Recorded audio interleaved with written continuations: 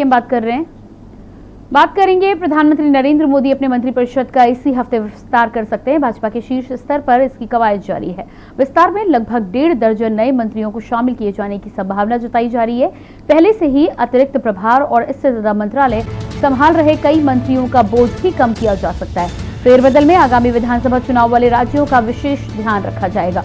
खबर यह भी है कि पीएम मोदी आज अपने घर पर एक अहम बैठक करने वाले थे, लेकिन अब उसे रद्द कर दिया गया है। इस मीटिंग में BJP chief JP Nadda, Rajnath Singh, Amit Shah, Nirmala Sitharaman के साथ अन्य शीर्ष मंत्री शामिल हो सकते हैं। गौरतलब है कि जब मोदी सरकार बनी थी तो कुल 57 मंत्री बनाए गए थे। इनमें से 24 कैबिनेट, 9 स्वतंत्र प्रभार और 24 राज्य मंत्री शामिल थे। हालांकि इनमें से कई मंत्रियों के पास एक से अधिक मंत्रालय है। शिवसेना एवं अकाली दल के अलग होने और रामविलास पासवान के निधन के बाद कैबिनेट मंत्रियों की संख्या 21 रह गई। एक राज्य मंत्री का भी निधन हुआ है। इस प्रकार अभी कुल 53 मंत्री हैं, जबकि संविधान के अनुसार मंत्रियों की संख्या 79 तक हो सकती है। बीते 1 साल से कोरोना के चलते मंत्रिमंडल विस्तार की स्थितियां नहीं बन पाई थी, लेकिन अब टीम को बढ़ाने की तैयारी शुरू हो चुकी है।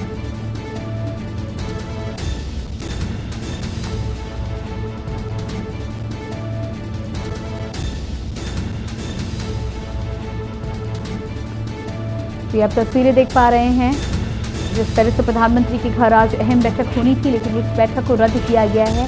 लेकिन उसके बावजूद भी जिस तरह से जानकारी है, मंत्रिमंडल में विस्तार को लेकर लगातार कवायद शुरू हो चुकी है। प्रधानमंत्री के घर होने वाली बैठक को रद्द जरूर किया गया है, लेकिन अलग अलग माध्यम से मंत्रिमंडल के विस्तार को लेकर विचार विमर्श जारी है। ऐसे में देखना ये होगा कि फिलहाल 53 मंत्रियों के साथ अब किस तरह से भाजपा सरकार में मंत्रालय में विस्तार किया जाएगा। साथ ही साथ ये भी जानकारी दी जा रही है कि कई मंत्रियों के बोझ को कम किया जा सकता है। जानकारी के अनुसार 79 तक मंत्री कैबिनेट में हो सकते हैं, लेकिन 51 कैबिनेट के मंत्रियों के साथ ही साथ कुल मंत्रियों की संख्या अभी 53 बनी हुई है। ऐसे में कुछ मंत्रियों के मंत्रालयों के भार को कम करके मंत्रालय विस्तार की बात लगातार आ रही है। मंत्रिमंडल विस्तार की बात लगातार चल रही है। ऐसे में देखना ये होगा कि पूरा खाका तैयार होने के बाद में किन और सदस्यों को मंत्रिमंडल में शामिल किया जाता है। साथ ही साथ कौन से वो मंत्री हैं जिनके मंत्रालय से अतिरिक्त बोझ को हटाया जाएगा या हल्का किया जाएगा। तो मोदी कैबिनेट के विस्तार को लेकर लंबे समय से कोरोना काल के चलते देरी जरूर हुई है, लेकिन अब मंत्रिमंडल में विस्तार को लेकर कवायद शुरू हो चुकी है। चर्चाओं का दौर शुरू होगा और उसके बाद तमाम खाका तैयार होने के बाद ये बदलाव किया जाएगा। तो लगातार प्रधानमंत्री आवास से लेकर राजनीतिक गलियारों में इस समय हलचल का माहौल है, लेकिन प्रधानमंत्री के घर पर होने वाली बैठक को फिलहाल रद्द कर दिया गया है। और इसी खबर पर हमारे साथ पॉलिटिकल एडिटर प्रदीप विश्वकर्मा जी जुड़ गए हैं। जी प्रदीप जी, बहुत बहुत स्वागत है आपका। यहाँ पर आपसे जानकारी चाहेंगे कि जिस तरह से आज प्रधानमंत्री के घर पर बैठक होनी थी, लेकिन उस बैठक को रद्द किया गया है, लेकिन उसके बावजूद भी खबरें आ रही हैं कि कहीं ना कहीं मंत्रिमंडल में विस्तार किया जाएगा। कुछ मंत्रियों के भार को कम करने के साथ ही साथ कई नए सदस्य भी शामिल होंगे। क्या कुछ हो सकता है अब? बिल्कुल, समझने की बात यह है कि आखिर मंत्रिमंडल का विस्तार हो क्यों रहा है, ये सबसे बड़ा कारण है क्यों इस समय हो रहा है। हालांकि 2019 में सरकार बनी थी और 2021 चल रहा है, तो समझना ये पड़ेगा कि उसके पीछे कारण क्या है। उसके पीछे का कारण साफ है कि अगले साल यानी कि 2022 में 7 राज्यों में चुनाव होते हैं। 5 राज्यों में चुनाव शुरुआत में ही हो जाएंगे, यानी कि 2022 के फरवरी और मार्च में इन 5 राज्यों में चुनाव हो जाएंगे और 2022 के अंत में यानी कि नवंबर दिसंबर में 2 और राज्यों के चुनाव होने, जो गुजरात और गोवा है। 5 राज्यों की बात करें तो उत्तर प्रदेश, उत्तराखंड, मणिपुर, पंजाब, हिमाचल प्रदेश, ये 5 राज्य हैं और उसके अलावा गुजरात और गोवा, ये 7 राज्यों में चुनाव होने। तो और ये जो 7 राज्य हैं, इन 7 राज्यों में 6 राज्यों में सरकार भारतीय जनता पार्टी की है। ऐसे में सबसे बड़ा स्टेक भारतीय जनता पार्टी का ही लगा हुआ है, क्योंकि वो नॉर्थ इंडिया की पार्टी, साउथ में उसका कहीं कोई दखल नहीं रहा, और अगर नॉर्थ इंडिया में उसका कोई नुकसान होता है तो 2026 उनके लिए काफी भारी हो सकता है। 7 जो राज्यों में चुनाव होने हैं उसमें एक राज्य ऐसा है जिसमें सिर्फ कांग्रेस की सरकार है, बाकी 6 राज्यों में भारतीय जनता पार्टी की सरकार है। तो ये सबसे बड़ा कारण है कि मुख्यमंत्री की मंत्रिमंडल का विस्तार हो रहा है, क्योंकि इन सारे राज्यों से प्रतिनिधित्व दिया जाएगा जिससे कि वो 2022 का दंगल जीता जा सके। बात अगर हम उत्तर प्रदेश की करें तो उत्तर प्रदेश देश का सबसे बड़ा सूबा है, और मुख्यमंत्री से लेकर के प्रधानमंत्री जी की स्टेक यहाँ पर दांव पर लगी हुई है, क्योंकि सब जानते हैं, हम सब जानते हैं, ये कोई छुपा तथ्य नहीं है कि देश का रास्ता, देश की गद्दी का रास्ता उत्तर प्रदेश से होकर के जाता है। 80 लोकसभा सीट है यहाँ पर। अगर भारतीय जनता पार्टी यहाँ पर लूज करती है तो 2024 का रास्ता मोदी के लिए मुश्किल हो जाएगा, और यही कारण है कि अपना पूरा जोर उत्तर प्रदेश में लगाया जा रहा है, और उत्तर प्रदेश में काफी बड़ी मात्रा में, यानी कि सबसे ज्यादा 4 से 5 मंत्री बनाए जाने की बात चल रही है, और हर वर्ग को लुभाने की कोशिश की जाएगी इसमें, जिससे कि मैसेज जाए और उनके वोट बैंक को हासिल किया जाए। जी बिल्कुल, तो आगामी चुनाव को लेकर ये तमाम कवायद शुरू कर दी गई है भाजपा के द्वारा।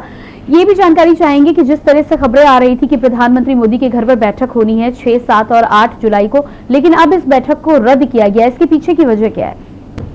देखिए, बैठक रद्द कर दिया गया है, लेकिन जो इनका अपना काम था वो पूरा कर दिया गया है। प्रधानमंत्री नरेंद्र मोदी ने पहले ही सारे मंत्रियों को बुला करके बात कर ली है, उनका सारा विजन तैयार है। हम बात अगर उत्तर प्रदेश की करें कि यहाँ पर कौन कौन से मंत्री हो सकते हैं, ये सबसे बड़ी खबर होगी मुझे लगता है आज के समय में। यूपी चूंकि सबसे बड़ा प्रदेश है और यहाँ से ठाकुर मुख्यमंत्री हैं, तो ऐसे में ठाकुर मुख्यमंत्री होने का लाभ यह है कि ठाकुर सारे यहाँ पर एकत्रित है। ऐसे में जो केंद्र का मंत्रिमंडल विस्तार हो रहा है उसमें उनका प्रतिनिधित्व अब नहीं बढ़ाया जाएगा, यानी कि ठाकुर के रूप में मुख्यमंत्री योगी नाथ का चेहरा होगा, लेकिन बाकी लोगों को लुभाने के लिए मंत्रिमंडल के विस्तार में उनको जगह दी जाएगी। बड़ी बात करें चाहे वो ब्राह्मण कम्युनिटी हो, क्योंकि कहा यह जा रहा कि ब्राह्मण नाराज है, हालांकि बहुत ज्यादा उनका प्रतिनिधित्व वहां पर है, लेकिन उसके बावजूद उत्तर प्रदेश में जो उनकी नाराजगी है उसको कम करने के लिए ब्राह्मण में से एक चेहरा हो सकता है, और ब्राह्मण में से जो सबसे बड़ा चेहरा हो सकता है वो कानपुर के सत्यदेव पचौरी हैं। सत्यदेव पचौरी को प्रधानमंत्री ने अपने 3 बार दिल्ली बुलाया, उनसे मीटिंग की, उनसे बात की, और उनका चेहरा एक नंबर पे देखा जा रहा है कि उनको मंत्रिमंडल में शामिल किया जा सकता है ब्राह्मणों को खुश करने के लिए। दूसरा सबसे बड़े चेहरे की अगर हम बात करें तो रीता बहुगुणा जोशी है। रीता बहुगुणा जोशी चूंकि कांग्रेस की प्रदेश अध्यक्ष रही है और महिला है। दूसरी सबसे बड़ी खासियत इनकी ये कि जब 2009 में वो कांग्रेस की प्रदेश अध्यक्ष थी तो उन्होंने कांग्रेस को करीब करीब रिवाइव किया था। 22 से 23 सांसद उन्होंने चुनवा करके भेजे थे, ये उनके क्रेडिट में जाता है। उनको कांग्रेस से छोड़ आकर के भारतीय जनता पार्टी में लाया गया और उन्हें यहाँ पर कैबिनेट मंत्री बनाया गया। जब 2017 में सरकार बनी तो कैबिनेट मंत्री थी, उसके बाद से उन्हें लोकसभा का चुनाव लड़ाया गया, वो लोकसभा की सांसद हुई, यानी कि अपने हर उस पर खरी उतरी है, इसलिए उनका नाम भी बहुत ही सुर्खियों में है। प्रयागराज से वो सांसद है, और उनकी मंत्री बनाने की दूसरी सबसे बड़ी वजह यह है क्योंकि प्रियंका गांधी वाड्रा यहाँ पर सक्रिय होंगी और उनका प्रियंका का जवाब दे सके रीता बहुगुणा जोशी, तो प्रियंका गांधी की वाड्रा के जवाब में उनको मौका मिल सकता है, क्योंकि वो उनको जवाब दे सके। कांग्रेस की रीति नीति से वो परिचित है, तो वो अच्छी तरीके से जवाब दे सकती हैं। तीसरा नाम बात करें तो वरुण गांधी का। वरुण गांधी चूंकि युवा है, नेता है, उनकी एक अच्छी पकड़ है, सांसद है, पिछले कई बार से वो सांसद है, इसलिए उनका नाम तेजी से उभर रहा है। हालांकि उनके एटीट्यूड को लेकर के कुछ प्रॉब्लम थी, क्योंकि वो 2014 में ही कह रहे थे कि वो उनको वो मुख्यमंत्री बनना चाह रहे हैं, अपनी मुख्यमंत्री बनने की उन्होंने इच्छा जाहिर कर दी थी। इस वजह से थोड़ी सी संगठन में उनको लेकर के ऊहापोह की स्थिति थी, लेकिन लगता है कि साफ हो गया। युवा चेहरे के रूप में वरुण गांधी को मौका मिल सकता है।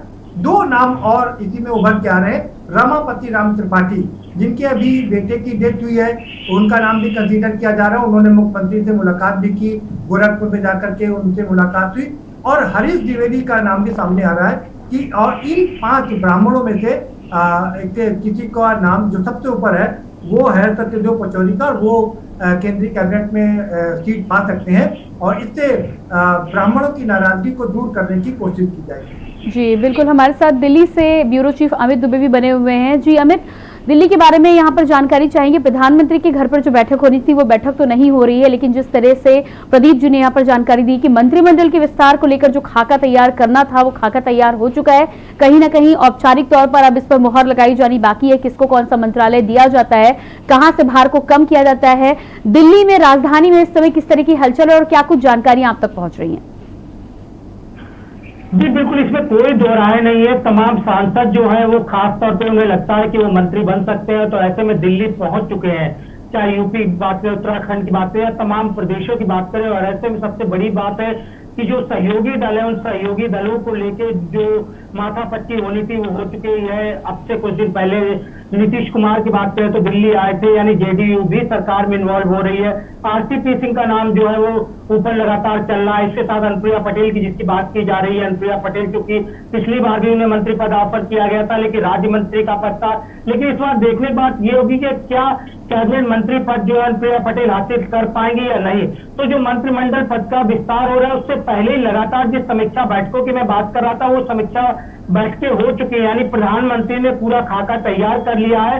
लगभग में फाइनल लिस्ट तैयार हो चुकी है, उसमें कोई भी फेरबदल होने वाला नजर नहीं आता है। और ऐसे में तमाम लोगों को उम्मीदें हैं, खासतौर पे जो 2 बार 3 बार के सांसद है उन्हें लगता है कि वो शायद इस लिस्ट में आ जाए, उनका नाम ऊपर है क्योंकि वो संगठन में भी इन्वॉल्व नहीं है और लगातार उनकी सक्रियता जो है वो देखने को मिल रही है। कई लोग जरूर यहाँ पे एक्टिव नजर आ रहे हैं, लेकिन जिसकी मैं बात लगातार अपने दर्शकों को बता रहा हूँ कि ये तमाम तरह के सिर्फ कयास होते हैं, क्योंकि अंतिम मोड़ जो है वो प्रधानमंत्री की लगती है। और सरकार में हमने देखा था खासतौर 2019 में कि जो लोग कैबिनेट मंत्री या जो लोग कैबिनेट में शामिल हुए थे उन मंत्रियों को महज 2 घंटे पहले फोन गया था। और ऐसे में तमाम सांसद, तमाम नेता जो है अपने लैंडलाइन के फोन के पास ही बैठे हुए थे कि सबसे इम्पोर्टेंट जिंदगी की कॉल कहीं मिस ना हो जाए। और ऐसे में लोग इंतजार कर रहे थे कि लैंडलाइन उनके पास फोन आएगा, लेकिन उनके पास फोन नहीं है। और मैं 2 घंटे पहले तमाम लोगों को फोन किए गए जिनमें कहा गया कि आपको शाम को शपथ लेनी है। इस बार भी हो सकता है इस तरह की ही चीजें हो, क्योंकि बीजेपी जो है अब जो काम कर रही है वो तमाम सीक्रेट मिशन को लेके काम कर रही है। जहां तक यूपी की बात है, माना जा रहा है कि 3 से 4 मंत्री जो है वो यूपी से इन्वॉल्व हो सकते हैं, कैबिनेट में शामिल हो सकते हैं। चाहे अनुप्रिया पटेल की बात करें, हरीश द्विवेदी जिसकी बात प्रदीप जी भी कर रहे थे, राष्ट्रीय सचिव है बीजेपी के। और पूर्वांचल में खासतौर पर जो ब्राह्मणों की नाराजगी है उसे लेके हरीश द्विवेदी का नाम जो है वो काफी ऊपर नजर आ रहा है। दूसरा नाम जो है पंकज चौधरी का भी नाम जो है वो लगातार ऊपर चल रहा है कि पंकज चौधरी भी कैबिनेट में शामिल हो सकते हैं। लेकिन ये तमाम तरह के कयास है जिन्हें लेके जो है तमाम लोग उम्मीदें कर रहे हैं कि इस बिहार पे इन लोगों को कैबिनेट में जगह मिल सकती है। दूसरा कि महज 53 मंत्रालय बचे, यानी 53 मंत्री जो है इस समय कैबिनेट में मौजूद है। तो ऐसे में 1.5 दर्जन से ज्यादा यानी 28 मंत्री, 81 मंत्री तक हो सकते हैं। तो ऐसे में मंत्रियों की संख्या बहुत ज्यादा हो सकती है। लेकिन प्रधानमंत्री छोटे मंत्रिमंडल की बात करते रहे हैं, तो उम्मीद ये भी की जा रही है कि छोटा मंत्रिमंडल हो गया तब भी लगभग 1.5 दर्जन मंत्री जो है वो उसमें शामिल होंगे, क्योंकि लगभग 9 मंत्री ऐसे जिनके पास अतिरिक्त प्रभार है, जिनकी मैं लगातार बात कर रहा हूँ, चाहे पीयूष गोयल और धर्मेंद्र प्रधान, नितिन गडकरी हो, स्मृति ईरानी हो, तमाम ऐसे मंत्री जिनके पास अतिरिक्त प्रभार है।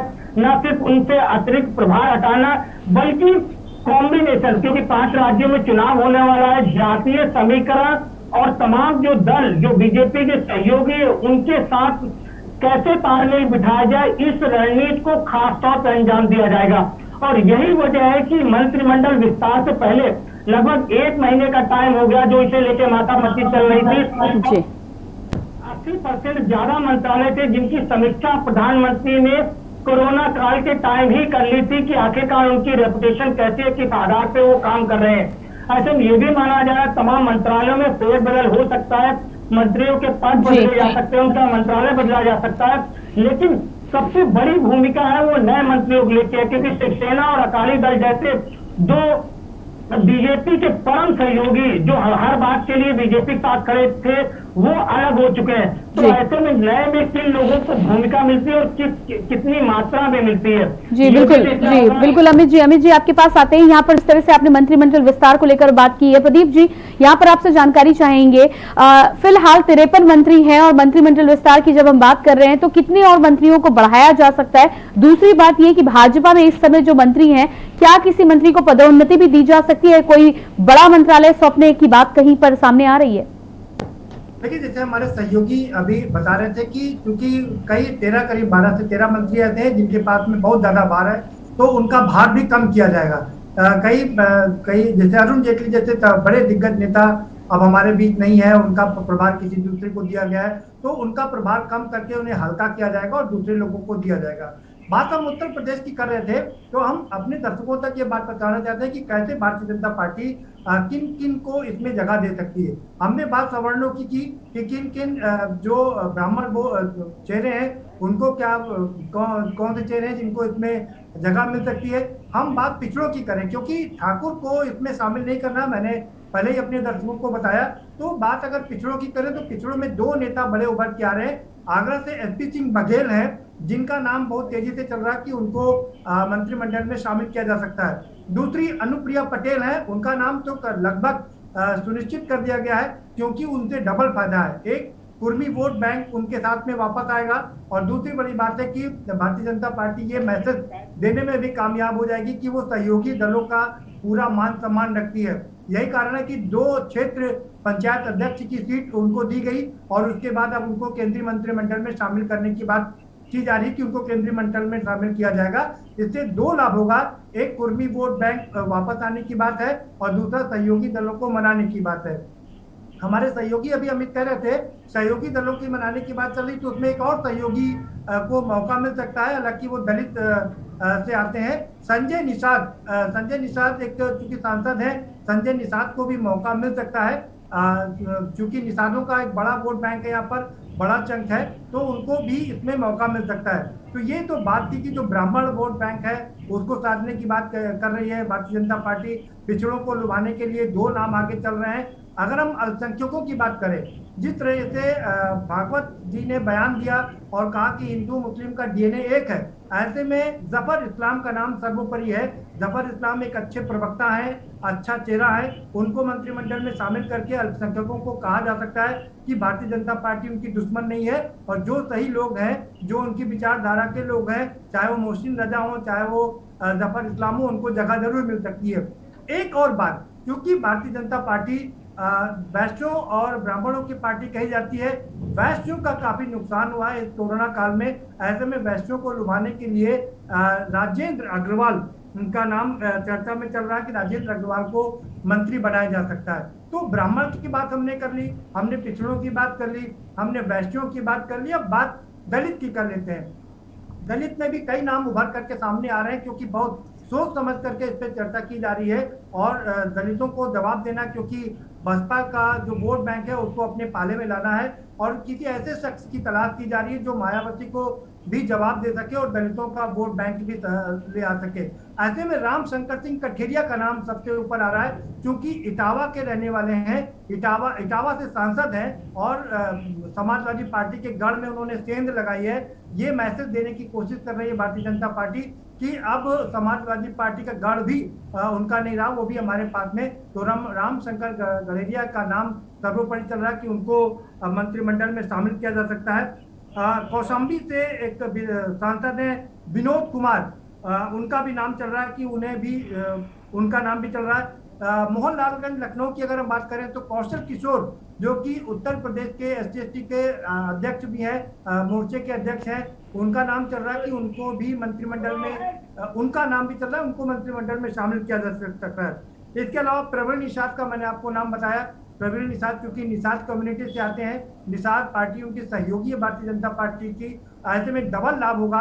एक तो निषादों का वोट भारतीय जनता पार्टी को कंसोलिडेट करने की बात है, दूसरा अपने सहयोगियों को मनाने की और मैसेज देने की बात है कि उनको भी किया जा सकता है। 2-3 नाम और बहुत हैं।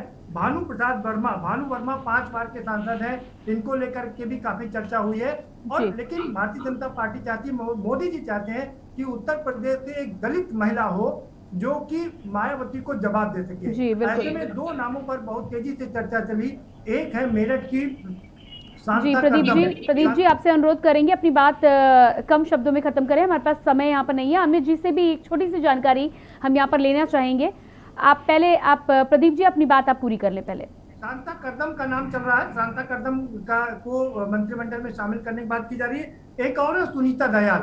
तो ये 7 नाम चर्चा में है, जिनमें से किसी को का भाग्य खुल सकता है। जैसे अमित अभी कह रहे थे कि उनके यहाँ फोन की घंटी बज सकती है, वो सारे लोग अपनी फोन की घंटी के फोन के पास में है कि कब घंटी बजे और कब उनके जीवन में बदलाव है। जी बिल्कुल। अमित जी भी हमारे साथ दिल्ली से लगातार बने हुए हैं। अमित, यहाँ पर आपसे ये जानकारी चाहेंगे कि जिस तरह से मंत्रिमंडल में विस्तार को लेकर खाका तैयार हो गया है, लेकिन औपचारिक घोषणा की यदि हम बात करें तो कितना और इंतजार करना पड़ेगा? जी बिल्कुल, देखिए जिसकी मैं बात कर रहा हूँ, चूंकि जो खाका है वो पहले तैयार हो चुका है। 2022 में चुनाव होने वाले, उससे पहले मानसून सत्र, और मानसून सत्र से पहले जो है चीजें पहले ही तय हो गई थी कि मानसून सत्र से पहले कैबिनेट का विस्तार जो है वो हो जाएगा, क्योंकि तमाम मंत्रालय जो है वो खाली पड़े हैं और ऐसे में उन मंत्रालयों का कामकाज जिस तरह से होना चाहिए था उस तरह से आगे नहीं बढ़ पा रहा। और जिसकी बात की जा रही है कि तमाम लोग उम्मीदें जरूर कर रहे हैं, लेकिन जो खासतौर पे बीजेपी की प्राथमिकता रही है कि तमाम लोगों को लास्ट मोमेंट पे इन्वॉल्व किया जाता है। लास्ट मोमेंट पे इस तरह खबरें दी जाती है, जो चीजें हैं वो सिर्फ 2 या 3 लोगों के अंदर ही सीमित रहती है। कल भी मैं अपने दर्शकों को बता जी, इस तरह से जो समीक्षा बैठते हैं उसमें इस बार राष्ट्रीय अध्यक्ष जेपी नड्डा को भी शामिल किया गया था। जी, बिल्कुल। तो जाहिर तौर पर राष्ट्रीय अध्यक्ष भी इस चीज का आकलन कर रहे हैं, और खासतौर पे पंजाब को लेके क्योंकि पंजाब में जो अकाली दल सहयोगी था वो बीजेपी दूर हो चुका है, और ऐसे में पंजाब के किसान लगातार जो है कृषि कानून बिल को लेके उनमें नाराजगी बनी है। तो पंजाब को लेके किन लोगों को शामिल किया जाता है? जी बिल्कुल। अमित जी माफ कीजिएगा, आपको यहीं पर रोकना चाहेंगे। समय की भारी कमी के चलते यहीं पर इस चर्चा को हम विराम देंगे। तमाम जानकारी के लिए आपका बहुत बहुत शुक्रिया। प्रदीप जी, आपका भी बहुत बहुत शुक्रिया हमसे जुड़ने के लिए। और लगातार दिल्ली को लेकर हम यहाँ पर बातचीत कर रहे हैं। भाजपा सरकार में मंत्रिमंडल के विस्तार को लेकर जिस तरह से कवायद शुरू हो चुकी है, जिस तरह से जानकारी पॉलिटिकल एडिटर प्रदीप जी ने दी है कि खाका तैयार हो चुका है, औपचारिक तौर पर घोषणा होने बाकी है। देखना होगा कि किसको क्या पदभार मिलता है और किस तरह से भाजपा के मंत्रिमंडल में विस्तार होता है। इस पर बात करेंगे, लेकिन उससे पहले रुकते हैं एक छोटे से ब्रेक के लिए। आप देख रहे हैं के न्यूज।